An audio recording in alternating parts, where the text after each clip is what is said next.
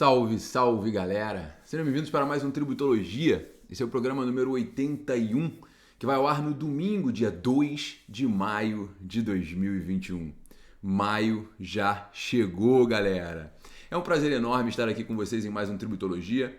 Eu queria agradecer o carinho de vocês, o feedback, o retorno que vocês têm dado para mim, porque o Tributologia ele é feito com muito carinho e dominicalmente estamos aqui falando de direito tributário, falando dos problemas que o direito tributário enfrenta no Brasil, e é sempre uma alegria muito grande saber que você está curtindo o programa. Então, muito obrigado, e se você gosta do Tributologia, se você gosta do que você ouve aqui, por favor, não deixe de curtir, não deixe de compartilhar, e se você está assistindo pelo YouTube, se inscreva no meu canal. Pessoal, então hoje o assunto do Tributologia é um assunto muito interessante, ainda dentro daquele debate do impacto das decisões judiciais, né? Um pouquinho do direito e economia sempre muito atrelados. Eu quero falar um pouquinho hoje sobre o julgamento da ADC 49, Ação Declaratória de Constitucionalidade, Ação Declaratória de Constitucionalidade número 49. A ADC 49 foi julgada na semana passada.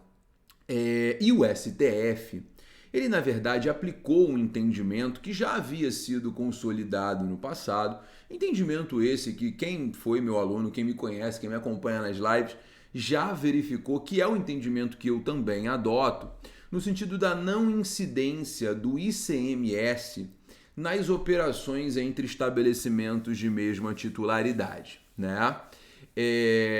Parece uma vitória. Agora, de onde vem essa discussão? O fato gerador do ICMS é a operação de transferência de titularidade da mercadoria. Né? A Lei Candir, a Lei Complementar 87 de 96, que regulamenta o ICMS, ela, em um dado momento, ela não prevê que o fato gerador é a transferência de titularidade. Ela prevê que o ICMS incide ainda que a operação aconteça entre estabelecimentos de mesma titularidade. Então, sempre houve o debate. Se um produto sai da matriz para a filial da empresa, é fato gerador de ICMS? Bom, essa discussão ela se desenrolou durante muito tempo, mas no próprio STJ o entendimento já havia sido consolidado com a súmula 166, no sentido que não incide ICMS entre estabelecimentos de mesma titularidade, e o STF só reforçou esse entendimento. Por quê? Porque só há a circulação de mercadorias, que é o fato gerador do ICMS, quando efetivamente há a troca de titularidade. Senão não posso caracterizar uma circulação. Se não houver troca de titularidade, não há circulação a ser tributada. Então, essa discussão do fato gerador parece uma boa solução. E realmente foi isso que entendeu o STF na ADC 49. Não incide o ICMS no momento em que não há a troca de titularidade, a troca de propriedade do bem. A hipótese de incidência é a operação jurídica, que acarreta a circulação de mercadorias. Então, não há circulação de mercadorias nesse caso, em que a saída do produto entre estabelecimentos de mesma titularidade faz com que seja, claro, uma circulação física, meramente física, dentro da mesma empresa, não havendo ali então a troca de uma pessoa para outra pessoa. Porque se eu circulo entre matriz e filial, eu estou ainda dentro da mesma, entre aspas, a pessoa jurídica, né? Não houve ali a venda, não houve a circulação propriamente dita. A decisão é boa, claro que é boa. Isso joga uma pá de cal em cima do debate, porque o debate sempre foi travado durante muito tempo, os estados sempre cobraram ICMS, etc. Qual é o problema dessa decisão? O problema dessa decisão é que ela não é boa para todo mundo. O problema dessa decisão é que ela pega de surpresa muitos contribuintes que já faziam a operação de transferência de titularidade, principalmente nas operações interestaduais, né? E aproveitavam o crédito do ICMS. Por quê? Porque o ICMS ele é um imposto plurifásico e, por isso, ele é um imposto não cumulativo.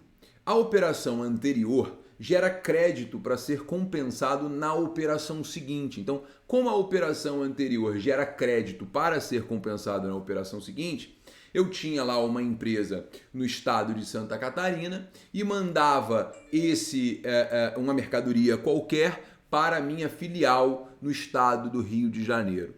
Então, no momento em que eu fazia essa transferência, eu fazia uma transferência tributada e eu mandava o crédito para a empresa do Rio de Janeiro.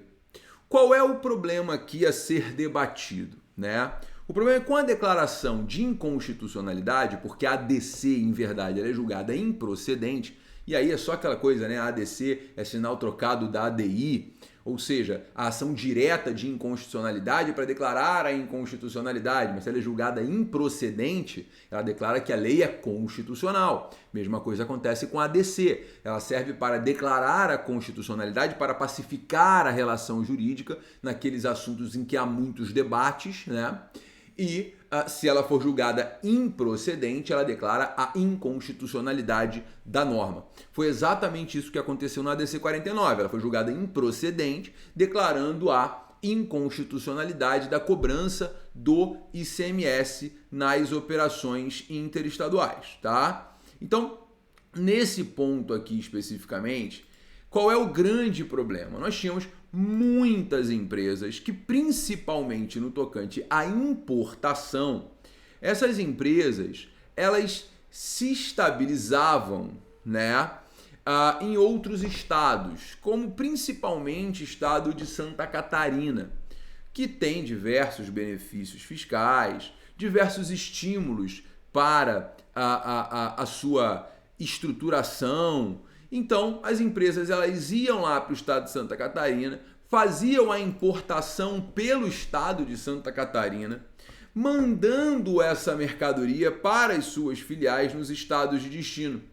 Mandando essa mercadoria lá para as suas filiais no estado de destino. Então, essa sempre foi a ideia, né, das operações de importação. Sendo que essas empresas, elas tomavam crédito nessas operações. Ela fazia a importação pelo estado de Santa Catarina, muitos benefícios fiscais eram dados com uma redução do ICMS ou diferimento do ICMS, porque quando você importa uma mercadoria do exterior, você recolhe o imposto no momento do desembaraço aduaneiro. No momento do desembaraço aduaneiro. E aí muitos estados têm benefício fiscal em que você não recolhe no desembaraço, mas recolhe na saída. Então a empresa, ela importava de Santa Catarina, por exemplo, não recolhia no desembaraço, recolhia na saída e gerava o crédito para sua própria empresa na operação seguinte. O problema é, com a declaração de inconstitucionalidade, você também tem um reconhecimento de que as leis estaduais que garantem esse crédito, elas são inconstitucionais. E como essas leis estaduais que garantem esse crédito são inconstitucionais, claro, o efeito dessa decisão é simplesmente a anulação dos créditos. O efeito dessa decisão é simplesmente a perda de eficácia das leis estaduais e a anulação dos créditos. É claro que não é todo contribuinte que vai ter prejuízos com o julgamento da ADC 49, isso é importante frisar. Muitos contribuintes terão enfim, uma decisão para eles pode ser muito boa. Pode ser muito boa, porque estava recolhendo, não estava se acreditando. Empresa no Simples Nacional, por exemplo. Empresa no Simples Nacional que não tem esse creditamento da não cumulatividade. Para as empresas do Simples foi maravilhoso. Agora, o grande problema ele vai se dar com as empresas que faziam essa operação, principalmente importação por outro estado. Principalmente importação por outro estado. Porque essas empresas, elas vão ter provavelmente os créditos anulados. Porque a declaração de inconstitucionalidade na improcedência da ADC tem eficácia geral, né? Tem eficácia vinculante. Então, você tem um risco de prejuízo muito grande para as empresas que tinham esse planejamento se pautando em leis estaduais. Que se presumem constitucionais até que sejam declaradas inconstitucionais. E aí muitos estão me ouvindo aí e vão falar, poxa, Gabriel, que inconsistência. Você reclama quando o STF não modula, você fala que o STF não tem que modular na declaração da exclusão do ICMS, PIS/COFINS, e agora você fala que o STF tem que modular. Gente, a modulação da declaração de inconstitucionalidade, principalmente em matéria tributária, ela não pode ser pensada se é para A ou para B. Não é porque a modulação é pró-fisco, não é porque a modulação é pró-contribuinte que ela tem ou não que existir. A modulação ela tem que existir para garantir a segurança jurídica. Então, o que a gente tem que pensar é a modulação da declaração de inconstitucionalidade. Por que ela existe? Para garantir a segurança jurídica. Ponto. Para garantir a segurança jurídica. Então, se no caso da exclusão do ICMS, PIS/COFINS lá, por exemplo, que todo mundo conhece minha opinião, toda tributologia, lá no meu Instagram, às terças-feiras, lá na live que eu faço, eu falo sobre isso. Segurança jurídica no caso concreto é você manter a decisão de que já vale há 14 anos. Que a STF já entendeu da exclusão do ICMS do PIS/COFINS há 14 anos. Então, que mantenha uma regularidade na sua jurisprudência. Que mantenha uma linha de raciocínio na sua jurisprudência. E aqui a mesma coisa. Veja, eu não estou pedindo nada diferente. O que eu vejo é, nesse caso da DC 49, como a declaração foi de inconstitucionalidade, é cabível a modulação dos efeitos. É cabível a modulação dos efeitos. É cabível a modulação dos efeitos para, por exemplo, abranger somente aqueles que ingressaram com a ação judicial. Pois aqueles que não ingressaram, aqueles que se aproveitaram do crédito, o crédito será mantido. Porque fatalmente os estados, com a queda das suas leis, eles vão anular todo o crédito que foi aproveitado e vão autuar as empresas retroativamente nos últimos 5 anos. Então você percebe que eu não tenho nenhuma mudança de linha de raciocínio. A linha de raciocínio é a mesma. O único ponto que eu defendo aqui no Tributologia, que eu defendo lá no meu Instagram, que eu defendo na minha vida pessoal, é segurança jurídica. E é o que falta no Brasil. A decisão judicial ela tem um impacto econômico enorme. Pense na empresa que nos últimos 5 anos se acredita nas operações interestaduais.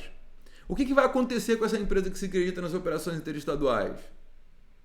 Essa empresa ela vai sofrer um auto de infração que vai ser um monstro, que ela sequer vai conseguir pagar. E qual vai ser o impacto disso? Bom, provavelmente vai ter demissão, provavelmente vai ter uma redução de investimento, provavelmente vai ter uma redução de expansão, caso a empresa tinha esse objetivo. Então, nesse caso, é necessário que o STF trabalhe a modulação da ação declaratória de constitucionalidade número 49. É necessário. Por quê? Para a manutenção da segurança jurídica. Então, gente, eu falei aqui do exemplo lá de Santa Catarina, mas Santa Catarina é um estado que tem benefício fiscal, assim como o estado de Alagoas, assim como o estado do Espírito Santo. Você tem muitas operações de importação, principalmente, em que você tem um diferimento na entrada da mercadoria e você tem um recolhimento reduzido. Você tem um recolhimento de 1%, 1,1%, 0,8% e o creditamento no envio dessa mercadoria no valor de 4%. Então você imagina a empresa que que recolheu o imposto em 1%, 1,1%, enfim, depende do benefício fiscal, e se creditou em 4% com base numa lei estadual. E agora o que vai acontecer? Ela não pode confiar na lei estadual? Não pode, porque o STF foi lá e declarou inconstitucional essa cobrança, não modulou, produz efeitos retroativos, e aí o Estado vai lá e cobra. Então o que eu quero dizer para vocês é, há de haver uma linha de raciocínio no STF. Porque essa cobrança retroativa dos últimos 5 anos, ela é extremamente prejudicial, ela coloca em risco a segurança jurídica, ela coloca em risco o funcionamento das empresas que se creditaram. Coloca em risco o funcionamento das empresas que se creditaram. Então, assim, pela segurança jurídica, o que deve se buscar aqui é a estabilidade das decisões judiciais, é a estabilidade das relações jurídicas. Então, nesse caso, mais uma vez, veja, pelo menos nesse caso, eu acho que só aqueles que ingressaram com a ação têm o direito de levar. Porque aqueles que não ingressaram estavam satisfeitos com o impacto das decisões, né? Com o impacto das decisões dos estados. Porque os estados permitiam esse crédito. Então agora o torpe não vai se beneficiar da própria torpeza, porque o Estado não esperava que isso fosse acontecer. Mas efetivamente o Estado permitia o crédito e agora, já que não pode mais incidir ICMS sobre essa operação, o Estado vai lá e cobra retroativo. É aquela história, a culpa não é minha, não fui eu que tomei essa decisão, foi o STF. Então, galera, eu queria só deixar registrado isso, assim, a minha linha de raciocínio é a mesma. O STF precisa modular a declaração dos efeitos da inconstitucionalidade da DC 49 para manter a mesma linha que já existia de raciocínio tributário sobre o assunto. A linha de raciocínio tem que ser uma só. Não podemos ter uma alteração de linha de raciocínio, não podemos ter uma alteração de jurisprudência, sob pena de termos violada a segurança jurídica. Beleza, gente? Tranquilo? Bom, pessoal, o que eu tenho certeza é estados como o estado de São Paulo, que é reconhecidamente um estado muito ativo na fiscalização, fatalmente terão ações fiscais grandiosas para buscar esse crédito. Eu não tenho a menor dúvida disso. Então, contribuinte que tomou esse crédito, se prepara. Faça a provisão no teu balanço, porque o risco existe caso não haja modulação. Beleza? Pessoal, foi um prazer enorme estar com vocês hoje em mais um Tributologia. Eu queria agradecer mais uma vez o carinho de vocês e eu queria pedir, por favor, curtam, compartilhem e vamos fazer do direito tributário parte do nosso cotidiano, porque só assim a gente vai conseguir atingir a tão sonhada democracia tributária. Galera, muito obrigado. Foi um prazer enorme estar com vocês por mais essa semana e semana que vem tem mais Tributologia. Pessoal, um beijo enorme e até semana que vem. Tchau, tchau, meu povo!